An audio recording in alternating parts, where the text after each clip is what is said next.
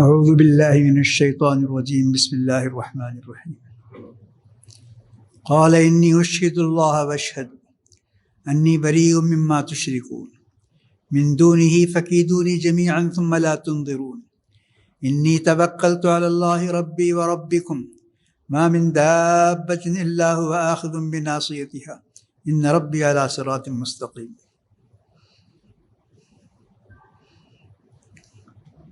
سال بھر کے 12 مہینوں میں رمضان کا مہینہ ایک بہار کا مہینہ ہوتا ہے، اور رمضان کے مہینے کی رونق تراویح سے ہوتی ہے۔ لیکن کیا آزمائش ہے معلوم نہیں۔ آپ نے سنا کل 24 گھنٹے کا لاک ڈاؤن ہے، مسجد میں کوئی نماز نہیں ہوتی، 5 نمازیں اور تراویح۔ اور اس کے بعد ابھی نائب متولی صاحب نے بتایا کہ پیر کے دن بھی شاید تراویح کی نماز نہیں ہوگی، اور اس کے بعد پھر کیا فیصلہ ہوگا یہ بھی ظاہر نہیں ہے۔ یہ بڑی آزمائش ہے۔ ہماری اتنی دعائیں، ہماری یہ کوششیں، ہماری یہ خواہشیں کہاں جاتی ہیں معلوم نہیں۔ اللہ رحم فرمائے۔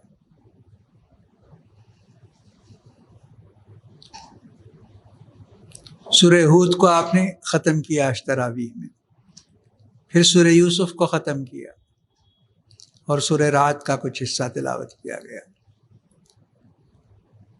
سورہ ہود ایک پیغمبر کا نام ہے۔ اس میں 7 پیغمبروں کا ذکر ہے، بڑے بڑے پیغمبر ہیں۔ نوح علیہ السلام بھی ہیں، ابراہیم علیہ السلام بھی ہیں، موسیٰ علیہ السلام بھی ہیں۔ 7 بڑے پیغمبر، 7 پیغمبر۔ لیکن سورت کو جو نام دیا گیا وہ ہود کا نام دیا گیا۔ تو سوچنا پڑتا ہے، پڑھتے وقت، پڑھاتے وقت سوچنا پڑتا ہے کہ ایسے کیا بات ہے کہ ان پیغمبروں کو نام چھوڑ کر ہود کا نام دیا گیا۔ تو میں نے آیتیں پڑھی۔ ہود علیہ السلام ایک طاقتور قوم کے پاس آئے تھے، بڑی طاقتور قوم۔ اللہ تعالیٰ کوئی بھی چیز دیتا ہے تو اس کا صحیح استعمال کرنا چاہیے، غلط استعمال تباہ و برباد کرتا ہے۔ تو اس قوم کو طاقت دیا تھا اللہ تعالیٰ ظلم کا مقابلہ کرنے کے لیے، ظالم کا ہاتھ پکڑنے کے لیے، لیکن انہوں نے خود ظلم کرنا شروع کیا۔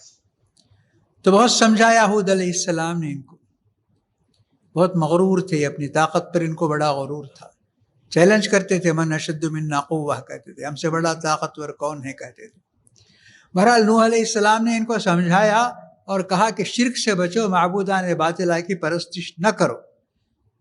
تو انہوں نے قوم نے ان کو ڈرایا کہ آپ معبودان باطلہ کو برا بھلا کہتے ہیں، ان کی شان میں گستاخی کرتے ہیں، ہمارے معبودان باطلہ تمہیں ایسی سزا دیں گے، ایسے پکڑیں گے کہ تم بھی یاد رکھو۔ تو ہود علیہ السلام نے جو جواب دیا وہ یہی آیتیں ہیں جو میں نے آپ کے سامنے پڑھی۔ انہوں نے کہا،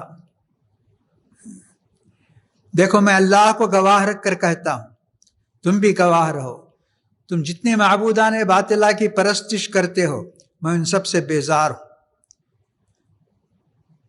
تم سب مل کر تمہارے معبودان باطلہ کے ساتھ جو کچھ کرنا چاہتے ہو کرو، لیکن مجھے کوئی نقصان نہیں پہنچا سکو گے، کیونکہ میں بھروسہ کرتا ہوں اللہ تعالیٰ کی ذات پر جو میرا بھی پروردگار ہے اور تمہارا بھی پروردگار ہے۔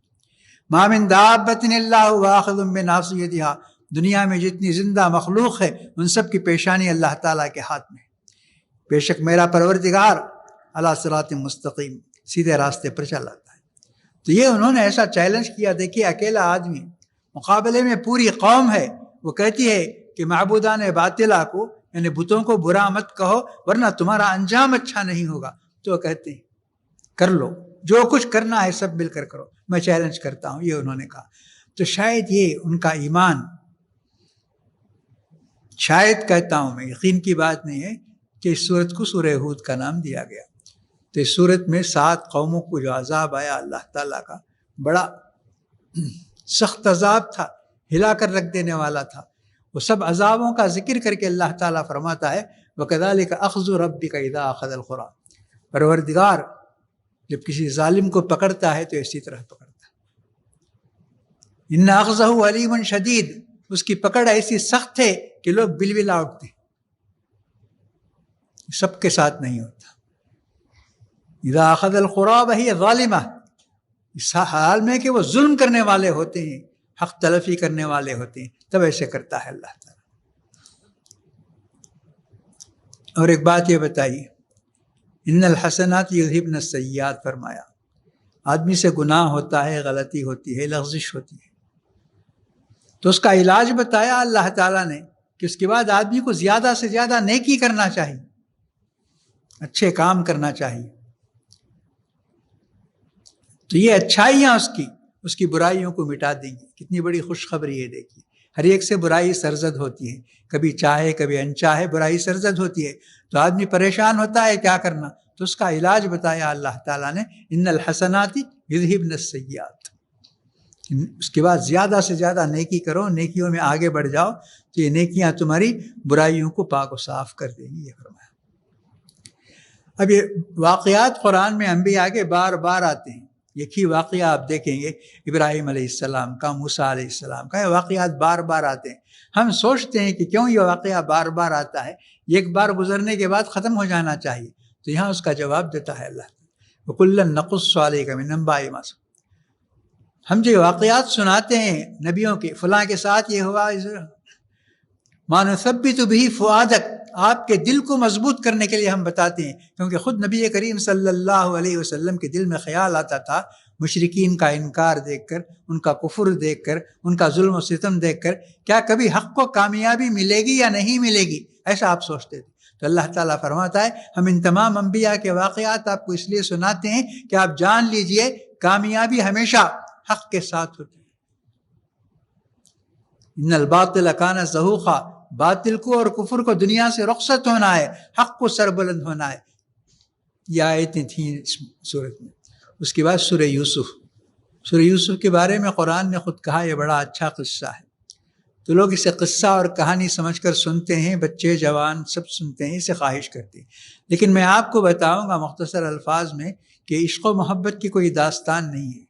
یہ پاکیزگی اور پاک دامنی کی ایک حکایت ہے کہ آدمی اگر پاکیزہ اور پاک دامن رہتا ہے، جہاں اسے برائی بلاتی ہے، دعوت دیتی ہے برائی، لیکن وہاں اپنے آپ کو پاک رکھتا ہے، تو اس کا بدلہ اللہ تعالیٰ کتنا اونچا اور کتنا اچھا دیتا ہے. یہ بات اس صورت کے اندر بتائی گئی ہے. یوسف علیہ السلام کو عورت بن سنور کر بلاتی ہے برائی کی طرف. اگر وہ برائی کی طرف جھک جاتے، مائل ہو جاتے، تو یوسف علیہ السلام کی تاریخ کچھ اور ہوتی، ان کا نام کچھ اور ہوتا، ان کا لقب کچھ اور ہوتا. اس طرح نہیں ہوتا. لیکن انہوں نے صاف صاف کہہ دیا کہ یہ برائی ہے، بے حیائی ہے، میں اللہ تعالیٰ کی حفاظت چاہتا ہوں، میں اس کام سے، ایسا کبھی نہیں ہوگا.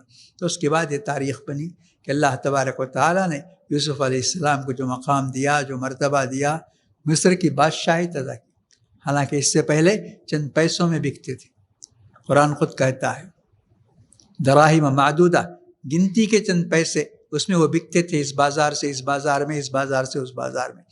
مصر کے بادشاہ بنے ہو، اور بادشاہ بھی اتنے کامیاب کہ پورے عرب میں قحط چھا گیا تھا. قحط، لوگ بھوک سے مر رہے تھے، دانے دانے کو ترستے تھے.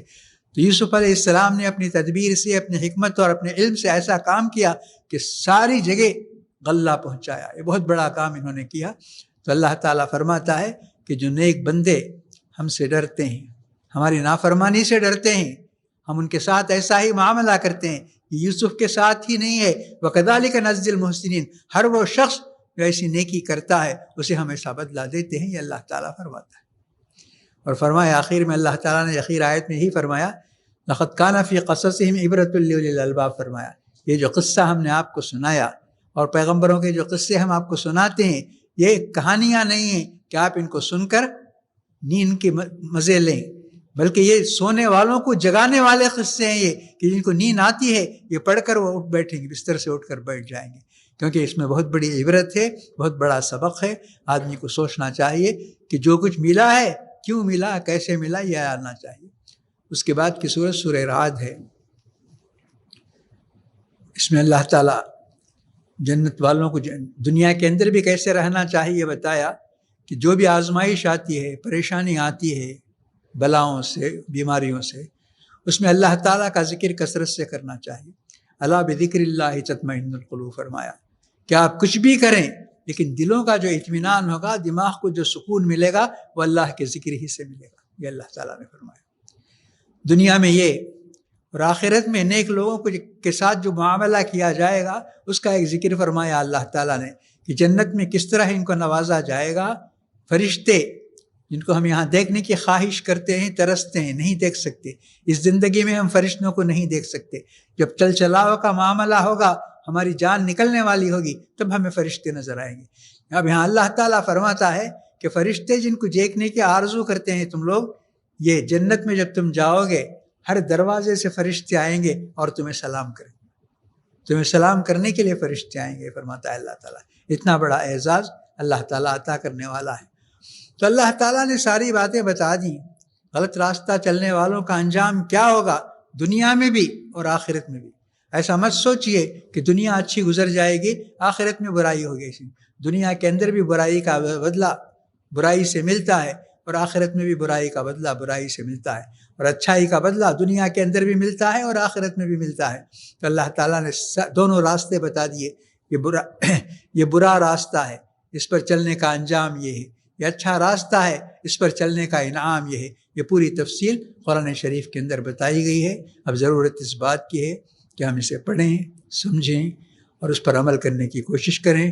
اور ہماری کوشش یہی ہونی چاہیے، خواہش یہی ہونی چاہیے، دعا یہی ہونی چاہیے کہ دنیا میں بھی اللہ تعالیٰ ہمیں عزت اور سربلندی کے ساتھ رکھے اور آخرت میں بھی کامیابی کے ساتھ جنت اور جنت الفردوس میں داخلہ دے. جیسی دعا اس نے سکھائی، ربنا آتنا فی الدنیا حسنۃ. ایسا نہیں کہ دنیا ہم غربت میں، فقر و فاقے میں اور ذلت میں گزار لیں، ایسا نہیں ہے. لوگ ایسا سمجھتے ہیں کہ دنیا کو ہم جتنا اس کے ساتھ گزاریں گے آخرت میں اتنا اونچا مرتبہ ملے گا. یہ دعا سکھائی اللہ تعالیٰ نے، آتنا فی الدنیا حسنہ، کہ دنیا کے اندر ہمیں اچھائی عطا فرما، دنیا کے اندر ہمیں سربلندی عطا فرما. وفی الآخرۃ حسنۃ وقنا عذاب النار، اور آخرت کے اندر بھی ہمیں ایسی سربلندی عطا فرما اور جہنم کے عذاب سے تو ہم سب کو محفوظ رکھ. اللہ تعالیٰ ہماری باتوں میں تاثیر نصیب فرمائے اور ہمیں سیدھی راہ چلائے اور عزت اور سربلندی کے راستے پر اللہ تعالیٰ ہمیں چلائے، ذلت کی زندگی سے باہر کرے اور ہمارے تمام مسائل اور پریشانیوں کا خاتمہ فرمائے. جن مسائل سے ہم پریشان ہیں یہ تمام مسائل اللہ تعالیٰ ان کا خاتمہ فرمائے، بیماروں کو صحت عطا فرمائے، مرحومین کو جنت عطا فرمائے، اور جو پریشان حال ہیں کسی بھی وجہ سے، شادی بیاہ کے مسئلے سے، اولاد کے مسئلے میں، کاروبار کے مسئلے میں، اللہ تعالیٰ ان سب کی پریشانیوں کا خاتمہ فرمائے.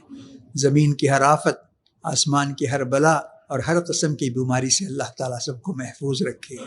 صلی اللہ تعالیٰ وسلم علی خیر خلقہ سیدنا محمد وعلی آلہ واصحابہ اجمعین برحمتک یا ارحم الراحمین والحمد للہ رب العالمین.